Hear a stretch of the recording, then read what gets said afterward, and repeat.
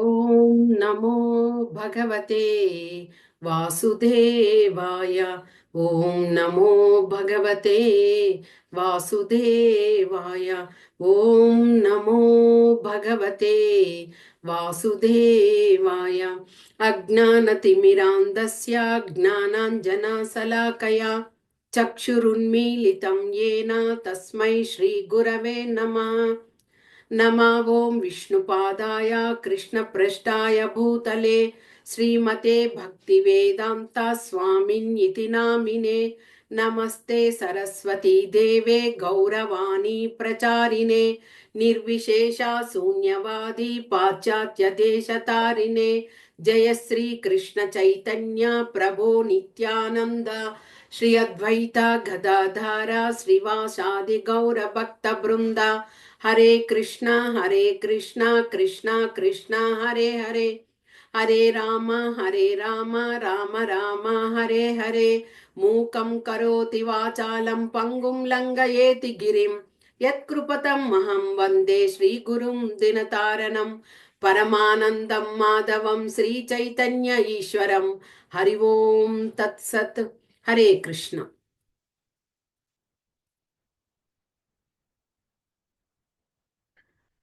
ఈరోజు మనము ప్రహ్లాదుడు దానవ బాలురకు ఉపదేశం చేసినటువంటి విషయాల గురించి తెలుసుకుంటాం. మొదటి భాగంలో హిరణ్యకశిపుడు ప్రహ్లాదుడిని గురుకుల పాఠశాలకు తీసుకువెళ్ళమని గురువులకు అప్పగించడం జరిగింది. అక్కడ గురువులు ప్రహ్లాదునికి రాజనీతి శాస్త్రము అన్ని శాస్త్రాల గురించి తెలియజేశారు. తిరిగి కొన్ని రోజుల తర్వాత ప్రహ్లాదుడు రాజసౌధంకి రావడం జరిగింది. వచ్చిన తర్వాత హిరణ్యకశిపుడు చాలా సంతోషపడి ప్రహ్లాదుని అడిగారు, నీకు గురువులు చాలా శాస్త్రాలను విషయాలను తెలియజేశారు కదా, అలాంటి వాటిలో నీకు గొప్పగా విశేషమైనటువంటి విషయం ఏమిటి అని అడిగారు. దానికి ప్రహ్లాదుడు చెప్పారు, ఎవరైతే ఈ యొక్క జీవితంలో అంటే బద్ధ జీవులుగా ఉంటారో అలాంటి వాళ్ళందరూ కూడా దుఃఖాలనే పొందుతూ ఉంటారు, సంతోషం అనేది వాళ్ళు పొందలేరు. కాబట్టి అలాంటి దుఃఖంలో దుఃఖసాగరంలో ఉంటూ కొట్టుమిట్టాడుతూ ఉండడం వలన ఎప్పటికీ కూడా మనము భగవంతుణ్ణి చేరుకోలేము.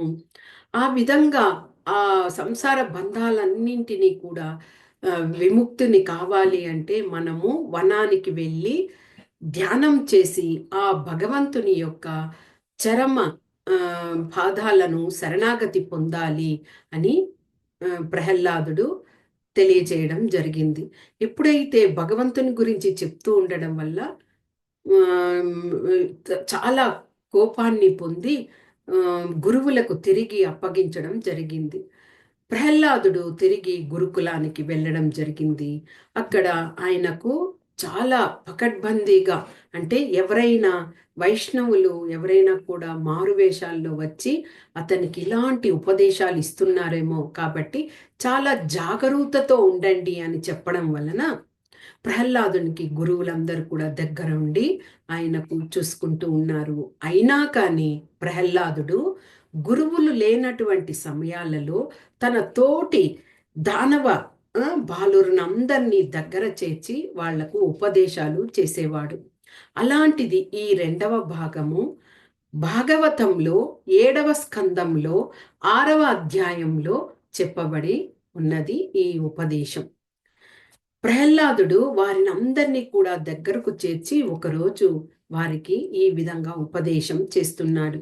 ఎలాగంటే, బుద్ధిమంతులైన వారు మొదట వాళ్ళు కౌమార దశ నుండే చక్కగా భక్తి యోగంలో కనెక్ట్ అయ్యి భక్తియుత సేవను చేస్తూ ఉండాలి.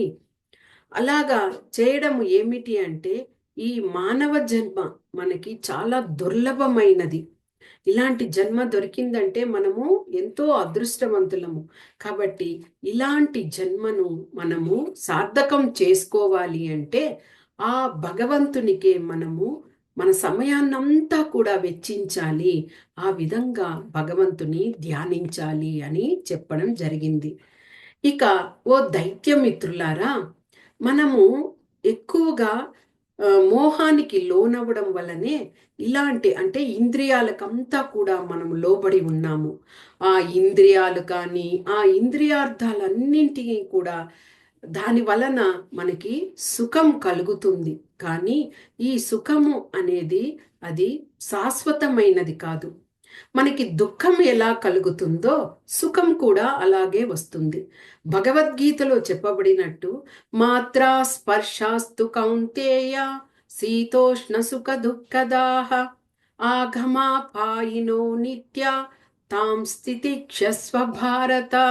అంటే ఈ సుఖము దుఃఖము అనేవి ఎండాకాలము చలికాలము వచ్చినట్లుగా వచ్చి వచ్చి పోతూ ఉంటాయి. కాబట్టి ఇలాంటి వాటికంతా మనము ఎక్కువగా ప్రాముఖ్యతను ఇవ్వకూడదు, ఓర్పును సహించాలి. కాబట్టి ఇక్కడ కూడా మనం అందరం కూడా భక్తిని చేసి భగవంతుణ్ణి ధ్యానం చేయాలి అని చెప్పడం జరిగింది. ఇక ఈ మనిషి శరీరం అనేది మనము దృఢంగా బలంగా శక్తిగా ఉన్నంత వరకే మనము ఏ విధంగానైనా కూడా ఆ శక్తిని పొంది మనం చెప్పిన విధంగా మన శరీరం మనకు సహకరిస్తుంది. కానీ వృద్ధాప్యం అనేది వచ్చేసరికి మనం చెప్పిన విధంగా మన శరీరం మనకు సహకరించదు. కాబట్టి కౌమార దశలోనే భగవంతుణ్ణి ధ్యానించాలి అని ప్రహ్లాదుడు చక్కగా వివరించడం జరిగింది. మనము సత్యయుగంలో తీసుకుంటే మానవుల యొక్క ఆయుష్ పరిమాణము 1,00,000 సంవత్సరాలు ఉండేది. తరువాత త్రేతాయుగం వచ్చేసరికి అది 10,000 సంవత్సరాలైంది. ఆ తర్వాత ద్వాపరయుగం వచ్చేసరికి 1000 సంవత్సరాలైంది. కలియుగం వచ్చేసరికి మనుషుల యొక్క ఆయుష్ పరిమాణము 100 సంవత్సరాలే అయింది. మరి ఆ 100 సంవత్సరాల్లో కూడా మనము 20 సంవత్సరాలు బాల్యంతోనే గడిచిపోతుంది. తరువాతి 30 సంవత్సరాలు మనము నిద్రకే సరిపోతుంది. ఇక ఇక 30 సంవత్సరాలు గృహస్థ జీవితంలో గడుపుతాము. ఆ గృహస్థ జీవితంలో నేను, నా భార్య, పిల్లలు, బంధము అలాగ బందీలైపోయి మనము ఆ గృహస్థ జీవితంలోనే పూర్తిగా మనము మన తదనంతరము పిల్లలకు ఆస్తిపాస్తులను చేర్చి పెట్టాలని ఉద్యోగాలు వెతుక్కోవడము, మంచి ఉద్యోగాల్లో ఉండి సంపాదించి వారికి ఉంచాలని కొని తాపత్రపడము, పిల్లలకు వివాహాలు చేయడము, తర్వాత ఆ పిల్లలకు పుట్టిన పిల్లలను చూసుకోవడము, ఆ విధంగా 30 సంవత్సరాలు కూడా గడిచిపోతుంది. తరువాత చివర 20 ఇయర్స్ ఆ ఆ సంవత్సరంలో వృద్ధాప్యం అనేది మనల్ని పీడిస్తుంది. ఆ వృద్ధాప్య సమయంలోనే మనం ఎక్కువగా మనము రోగ బారిన కూడా పడతాము, జబ్బులు వస్తాయి. అలాగ జబ్బు రావడం వలన మనము క్షీణిస్తాము, తర్వాత మరణము అనేది కూడా సంభవిస్తుంది. కాబట్టి మనము మొదట ఆ కౌమార దశ నుంచే మనము భగవంతుని యొక్క భక్తియుత సేవ చేసినప్పుడు మనము వృద్ధాప్యంలో ఒకవేళ మనకు శరీరం సహకరించకపోయినా కానీ ఆ ఫలితం అనేది మనకు అలాగే భగవంతుని యొక్క స్థానంలో నిలిచిపోతుంది. కాబట్టి ఇక్కడ ప్రహ్లాదుడు కౌమార దశ నుంచే భగవ భక్తిని చేస్తూ ఉండాలి అని ఇక్కడ తెలియచేయడం కూడా జరిగింది. ఇంకా ఓ దైత్య మిత్రులారా, మీరందరూ కూడా అసురుల కులం నుంచి వచ్చిన వారే. కానీ మీరు నారాయణ నారాయణ నారాయణ అంటూ ఆ హరిని కీర్తించండి, సదా స్మరణం చేయండి, అలాగా భక్తిని పెంపొందించుకోండి అని వివరం కూడా ఇవ్వడం జరిగింది. ఎందుకు? భగవంతుడు ఆయన పరమేశ్వరుడు, పూర్తిగా ఆయన అవ్యయుడు, సచ్చితానందుడు, అన్ని కారణాలకు కారణుడైనటువంటి దేవాది దేవుడైన ఆ భగవంతుణ్ణి మనము నిత్యము స్మరించడం వలన మనము ముక్తులవుతాము. కాబట్టి ఆ అసుర బాలురకు ప్రహ్లాదుడు ఆ విధంగా వివరిస్తూ ఉన్నారన్నమాట. ఇంకా ఇంతటి దివ్య జ్ఞానాన్ని మీకు నేను తెలియపరుస్తున్నాను కదా. ఈ జ్ఞానమంతా నాకు ఏ విధంగా తెలుసుకున్నాను అంటే ఆ నారద మహర్షుల వారి యొక్క సాంగత్యాన్ని పొందడం వలనే నేను ఇంతటి దివ్య జ్ఞానాన్ని పొందాను అని ఆ అసురులైనటువంటి బాలురకు తెలియజేయడము జరిగింది. అప్పుడు ఆ దైత్య బాలురు, ఓ ప్రహ్లాద, మాకు శుక్రాచార్యులు, ఆయన తనయులైనటువంటి అమర్కుడు, షండు, వీరు మాత్రమే మేము గురువులుగా మాకు తెలుసు, ఇంకెవ్వరిని మేము చూడలేదు. నీవు ఆ రాజసౌధంలో ఉంటూ నారద మహర్షి యొక్క సాంగత్యాన్ని ఎలా పొందగలిగావు, మాకు కొద్దిగా వివరించు అని తెలియచేయడం జరిగింది. అప్పుడు ప్రహ్లాదుడు ఈ విధంగా తెలియచేశారు. మా తండ్రి అయినటువంటి హిరణ్యకశిపుడు తపస్సు చేయడం కోసము మందరాచలం పర్వతం దగ్గరికి వెళ్ళాడు. ఆ సమయంలో ఇంద్రాది దేవతలందరూ కూడా యుద్ధాన్ని ప్రకటించి వారందరూ కూడా మా రాజ్యం వైపుకు వచ్చారు. అలాగా వచ్చేసరికి అక్కడ ఉన్నటువంటి అసురులందరూ కూడా ఆ దేవతలను చూసి భయపడిపోయి చెల్లాచెదురై ఒక్కొక్కరు ఒక్కొక్క వైపుకు వెళ్ళిపోయారు. అలాంటి సమయంలో ఆ ఇంద్రుడు మా తండ్రి గారి యొక్క భవనాన్ని ముట్టడించి అక్కడ ఉన్న రత్న రాసులను అన్నింటినీ కూడా తీసేసుకున్నారు. అంతేకాకుండా మా తల్లి అయినటువంటి కయాదు, ఆమె గర్భవతిగా ఉన్న సమయం అని కూడా చూడకుండా ఆ ఇంద్రుడు మా తల్లిని తీసుకుని వెళ్ళడం చేస్తున్నాడు. ఆ పరిస్థితి ఎలాగా ఉన్నది అంటే, గ్రద్ద చేతిలో చిక్కినటువంటి పక్షి ఎలాగా విలవిలలాడుతూ దుఃఖిస్తూ బాధతో ఉంటుందో ఆ విధంగా మా తల్లిగారు కూడా రోధిస్తూ ఉన్నారు. అయితే ఆ సమయంలో అనుకోకుండా యాదృచ్ఛికంగా నారద మహర్షి అక్కడికి రావడం జరిగింది. నారద మహర్షి వచ్చి ఇంద్రునితో, ఓ ఇంద్ర, ఈమె పాపరహితురాలు, ఈమె ఎలాంటి పాపము చేయలేదు, అది కాకుండా ఆమె పూర్ణ గర్భవతి, అలాంటి స్త్రీమూర్తిని నీవు బంధించి తీసుకెళ్లడము చాలా పాపము, ఇది అపరాధము అని నారద మహర్షి ఇంద్రునికి తెలియజేయడం జరిగింది. కానీ ఇంద్రుడు, నారద, నేను ఈమెను గర్భవతిగా ఉన్నదని నాకు తెలుసు, ఈమెను తీసుకొని వెళ్ళి ప్రసవం తర్వాత తిరిగి విడిచిపెడతాను అని చెప్పడం జరిగింది. అప్పుడు నారద మహర్షి, నీవు అనుకుంటున్నావు ఈ గర్భంలో ఉన్నటువంటి బిడ్డ ఎవరో తెలుసా, భాగవతోత్తముడు, కాబట్టి అతనికి ఎలాంటి హాని కలగకూడదు, ఆ తల్లికి కూడా నువ్వు ఎలాంటి హానిని కలిగించకూడదు అని కఠినంగా చెప్పడం జరిగింది. అది విని ఇంద్రుడు నారద మహర్షి మీద ఉన్నటువంటి గౌరవ ప్రవత్తుల వలన కయాదు ఆమెను విడిచిపెట్టడం జరిగింది. వెంటనే నారద మహర్షి కయాదును తీసుకొని ఆశ్రమానికి ఏతించారు. అక్కడ ఆశ్రమంలో ఆమె భయం లేకుండా చక్కగా అక్కడ ఉంటున్నారు. ప్రతిరోజు నారద మహర్షి ఆమెకి భాగవతోత్తమ కథలను, పూర్తిగా ఉపదేశాలను, ధర్మ పద్ధతి అయినటువంటి విషయాలను ఆమెకు తెలియచేస్తూ వచ్చారు. అలాంటి సమయంలో అలాంటి సమయంలో ఆమె ఉన్నటువంటి పరిస్థితులు, భర్త దూరంగా ఉన్నారు, అంతేకాకుండా ఆమె వయసు కూడా ఇదిగా ఉన్నది కాబట్టి ఆమె నారద మహర్షి చెప్పినటువంటి ఆ విషయాలన్నింటినీ కూడా ఆమె మర్చిపోయారు.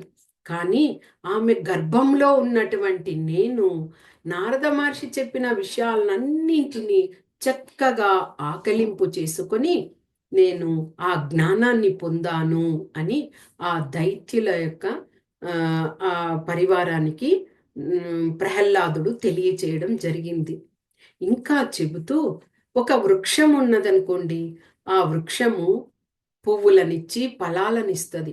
తర్వాత ఆ ఫలంలో నుండి గింజ పడి మళ్ళా ఒక ఒక చెట్టు రావడము, ఆ చెట్టు స్థిరంగా ఉండడము, పెరగడము, తర్వాత ఫల పుష్పాలనిచ్చి నశించి క్షీణించిపోతుంది. అదేవిధంగా ఒక మనిషి యొక్క జీవితం కూడా అలాగే ఉంటది. అంటే తల్లి గర్భంలో రావడము, తర్వాత తల్లి గర్భం నుంచి బయటపడడము, ఒక స్థిరత్వాన్ని కలిగి ఉండడము, తర్వాత పెరగడము, తర్వాత నశించడము అంటే వృద్ధాప్యం రావడము, తర్వాత మరణించడము. ఇదంతా కూడా ఒక మానవ శరీరానికే ఇన్ని ఈ విషయాలు జరుగుతాయి. కానీ ఆత్మ అనేది శాశ్వతం.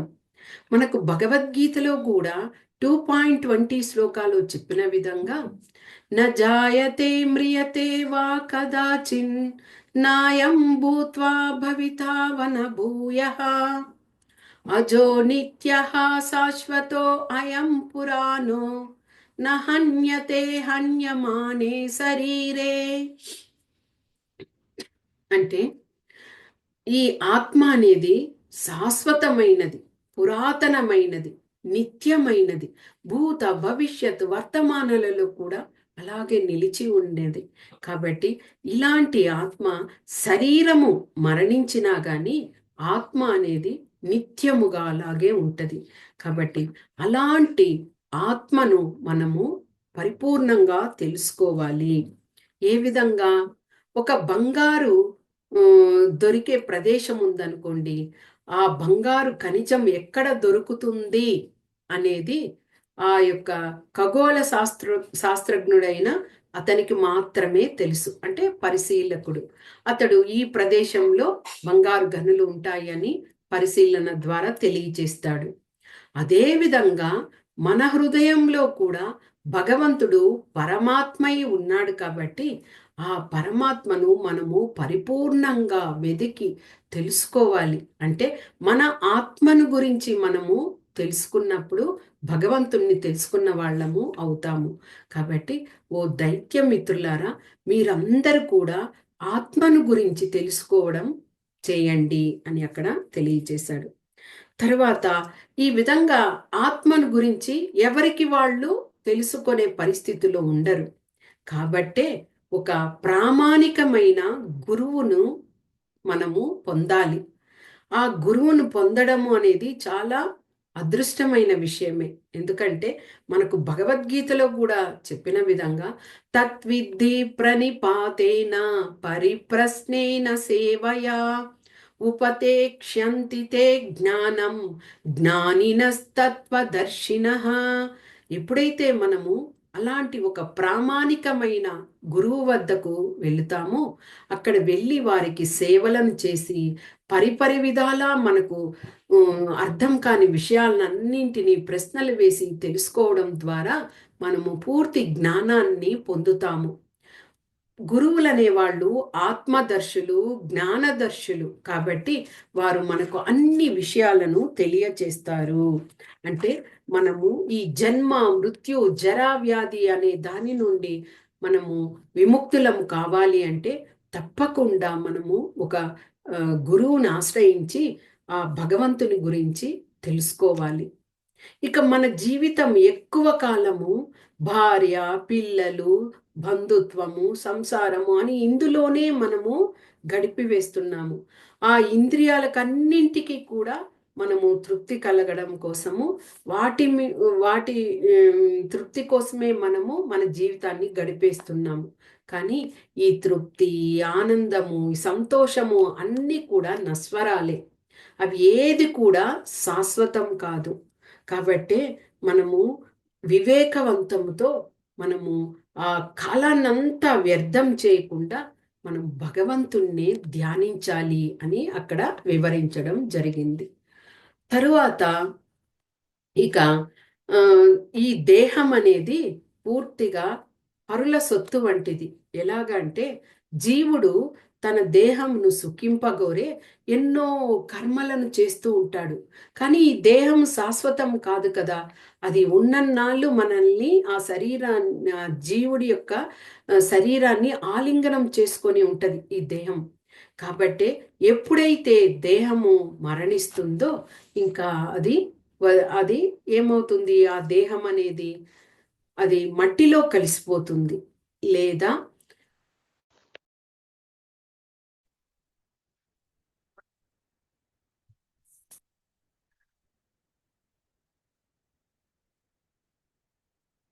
మట్టిలో కలిసిపోతుంది లేదా భస్మం అవుతుంది.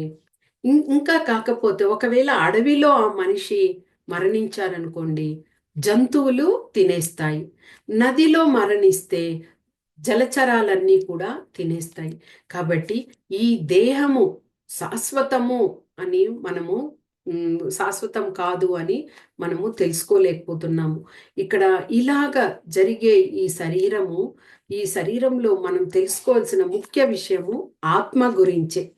ఈ ఆత్మ అనేదే మనము అది చాలా గొప్పది అని తెలుసుకొని మనము భక్తి ప్రవృత్తులతో భగవంతుణ్ణి మనము ఆరాధించినప్పుడు, ఆయన పాదాలకు శరణాగతి పొందినప్పుడు మనము మోక్షాన్ని పొందుతాము అని ఇక్కడ చెప్పడం జరిగింది. ఇంకా ఆ దేవదేవుడైన భగవంతుడు అందరి హృదయాలలో ఉండడం వలన మనము ఆయన పరమాత్మగా గుర్తిస్తున్నాము. ఆ పరమాత్ముడు ఎప్పుడు ఆనందపడతాడు అంటే, ఈ తపస్సులు చేయడం వలన కానీ, దానం చేయడం వల్ల కానీ, యజ్ఞం చేయడం వల్ల కానీ, శుచిత్వాన్ని పొందడం కానీ, ఇలాంటి వీటి ద్వారా ఆయన ఆనందాన్ని పొందడు. ఆయన అనన్యమైన భక్తిని ఎవరైతే చేస్తారో అప్పుడే ఆయన ఆనందుడవుతాడు, కృపా కటాక్షాన్ని కూడా కలిగిస్తాడు. కాబట్టి ఓ దానవ పుత్రులారా, మనమందరము కూడా ఆ భగవంతుణ్ణి చక్కగా కీర్తిస్తూ, శ్రవణం చేస్తూ, స్మరిస్తూ భగవంతునికి ఆరాధన చేద్దాము అంటూ వారికి అందరికీ కూడా తెలియచేయడం జరిగింది.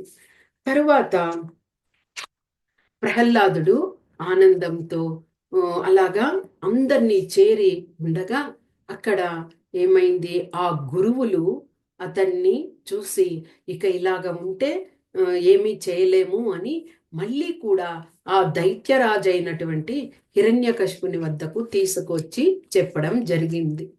అప్పుడు హిరణ్యకశిపుడు తర్వాత ప్రహ్లాదుడు ఇంకా కొన్ని విషయాల్లో చాలా చక్కగా అభివృద్ధి చెంది ఉంటాడు, పురోగతి పొంది ఉంటాడు అని ఆనందంతో ఆ హిరణ్యకశిపుడు ప్రహ్లాదుని పిలిచాడు. ప్రహ్లాదుడు నమస్కరించి ఆయనకు వందనాలు చేసి తర్వాత చేతులు కట్టుకుని అక్కడ నిలబడ్డాడు గౌరవప్రదంగా. అప్పుడు హిరణ్యకశిపుడు ప్రహ్లాదుని చూసి, ఓ ప్రహ్లాద, నీకు గురువులంతా కూడా మళ్ళీ చాలా విషయాలన్నింటినీ నీకు నేర్పించి ఉంటారు కదా, అందులో నీవు ఏది సర్వ ఉత్కృష్టమైనటువంటి జ్ఞానము అని నీవు చెప్తావు అని చెప్పినప్పుడు ప్రహ్లాదుడు పలికాడు. నవవిధ భక్తి విధానాన్ని చక్కగా ప్రహ్లాదుడు వివరించారనమాట. ఏమిటి అంటే శ్రవణం, కీర్తనం, స్మరణం, పాదసేవనం, అర్చనం, వందనం, దాస్యం, సఖ్యం, ఆత్మనివేదనం అని ఈ విషయాన్ని చెప్తూ ఎవరైతే భగవంతుని యొక్క దివ్యమైన నామ రూప గుణ లీలలను తెలుసుకుంటూ ఆసక్తితో శ్రవణం చేస్తారు, స్మరిస్తారు, కీర్తిస్తూ ఉంటారు, అలాంటి కీర్తనలు తర్వాత ఎవరైతే ఆయనకు నిత్యము వందనాలను అర్పిస్తూ ఉంటారో, అర్చనలను గావిస్తూ ఉంటారు, అదేవిధంగా పాదసేవనాన్ని పొందుతూ ఉంటారు, ఆయన పాదసేవన చేస్తూ ఉంటారు.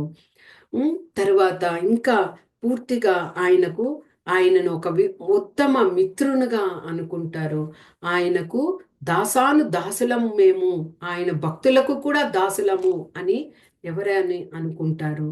పూర్తిగా తమ జీవితాన్నే భగవంతుని కోసమై ఆయనకు అర్పించుతారో, ఇలాంటి ఈ నవవిధ భక్తి ఎవరైతే పొందుతారో అలాంటి శుద్ధ భక్తుడు జ్ఞానవంతుడు, అతడే పరమ విశుద్ధ భక్తుడు, నారాయణ అంటూ ఆ భగవంతుని సేవించేవాడే భక్తుడు అని అక్కడ చెప్పడం జరిగింది.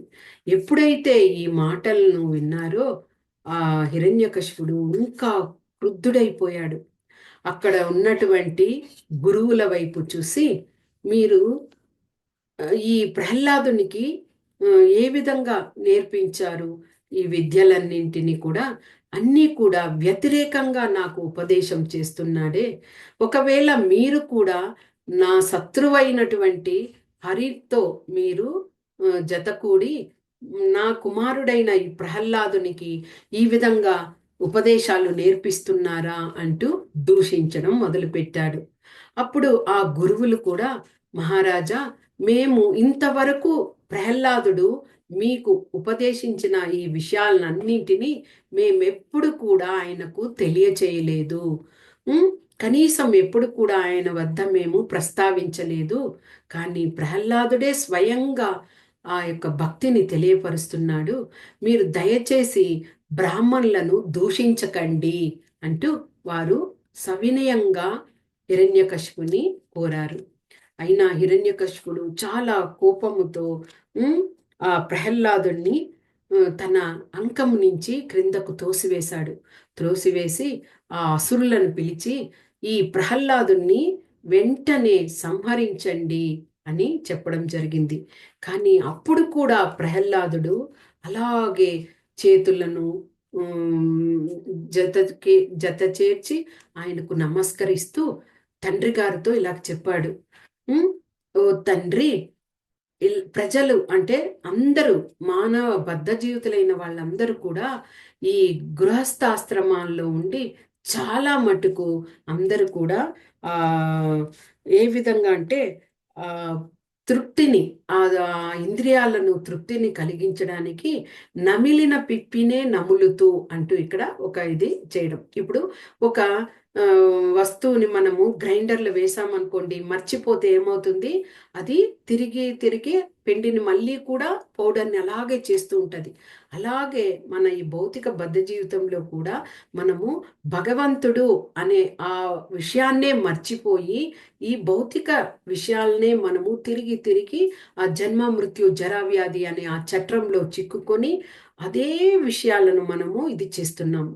ఒకవేళ ఎవరైనా కానీ అలాంటి వారికి బోధన చేసినా కానీ, లేదా స్వయంగా వాళ్ళే ఆ జ్ఞానాన్ని పొందినా కానీ, లేదా రెండూ చేసినా కానీ వాళ్ళు దాని నుండి బయటపడి ఉమ్, ఆ ఇంద్రియ భోగ అనురక్తులయ్యి అందులోనే మునిగి తేలుతున్నారు. కానీ భక్తి అనే ఆ విషయాన్ని మాత్రము ఎవ్వరూ చేయడం లేదు.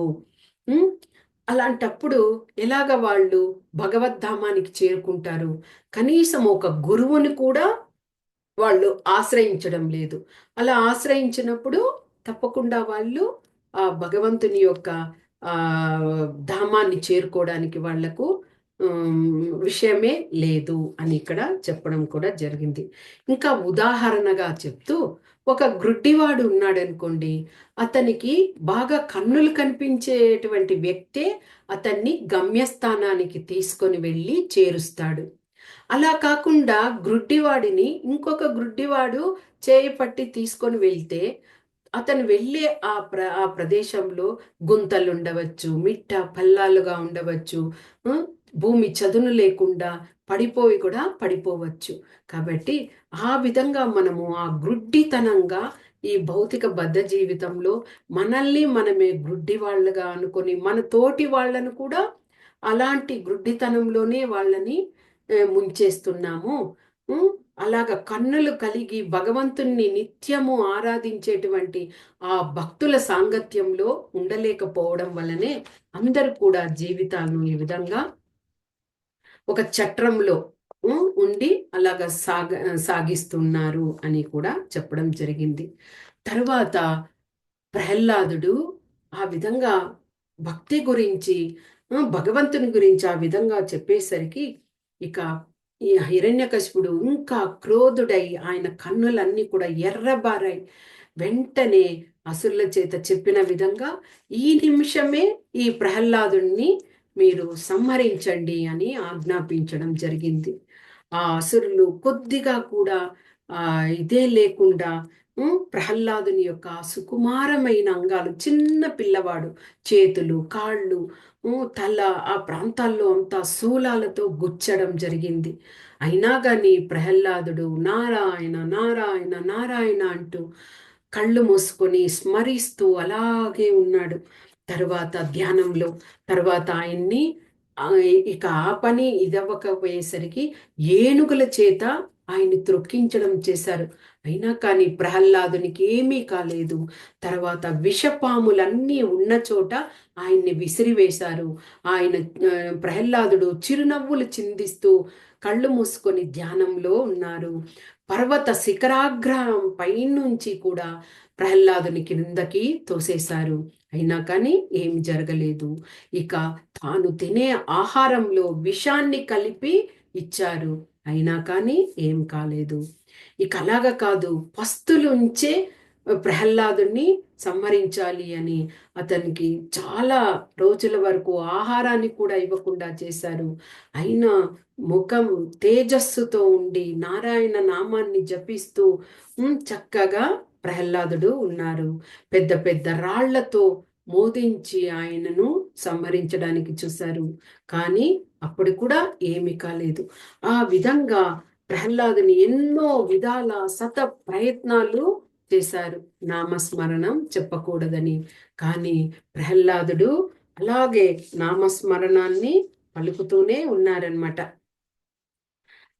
ఆయనకు ఇక అదే ఒక శ్వాస, ఆయన తీసుకునేటువంటి ఆ శ్వాస కూడా ఆ భగవంతుని యొక్క నామంగా ఉన్నది. ఆయన భుజించే ప్రసాదం కూడా ఆయనకు ఆ భగవంతుని నామంగా ఉన్నది. ఇక ఆయన పూర్తిగా ఆ నామాన్ని జపిస్తూ అలాగే ఉండిపోయారు. ఇక హిరణ్యకశిపునికి అర్థమే కాలేదు. ఇన్ని చేస్తున్నా కానీ తనకు శత్రువుగా భావిస్తూ దేవతలంటేనే పరమ అసహ్యంగా వారినందరినీ కూడా తన కాళ్ళ కింద తొక్కి పెట్టాలి, వాళ్ళందరూ తన పాదాలను శరణు వేడాలి అని తాను కోరుకుంటూ అలాంటి ముల్లోకాల్ని జయించి ఆ విధంగా ఒక గొప్ప పరమ దౌత్య రాజుగా ఉన్నప్పటికీ కూడా ఈ పిల్లవాడు అంటే ప్రహ్లాదుడు ఈ విధంగా తనకు శత్రువుగా ఉన్న హరిని నిరంతరము స్మరిస్తూ అందరినీ కూడా అందరూ ఆశ్చర్యానికి లోనయ్యే విధంగా చేస్తున్నాడు. కాబట్టి ఆ హిరణ్యకశిపునికి కూడా ఏమీ అర్థం కాలేదు. తర్వాత ఏమి అన్న విషయం మనము 3వ భాగంలో తెలుసుకుందాము. ఎందుకంటే ఇప్పుడు ప్రహ్లాదుణ్ణి ఇంకా దూషించడము, తర్వాత ప్రహ్లాదుణ్ణి అన్ని స్థలాలలో భగవంతుడు ఉన్నాడు అన్నావు కదా, మరి చూపించు అని ఒక స్తంభాన్ని చూపించి ఆ స్తంభంలో ఉన్నాడా అని ప్రగల్భం పలకడము, తర్వాత నరసింహస్వామి ఆవిర్భవించడం కూడా జరుగుతుంది. ఇక తర్వాత స్తుతి అన్నీ కూడా ఉంటాయి. అవన్నీ కూడా మనము 3వ భాగంలో తెలుసుకుందాము. హరే కృష్ణ. వాంఛా కల్పతరుభ్యశ్చ కృపా సింధుభ్య ఏవ చ పతితానాం పావనేభ్యో వైష్ణవేభ్యో నమో నమః. హరే కృష్ణ.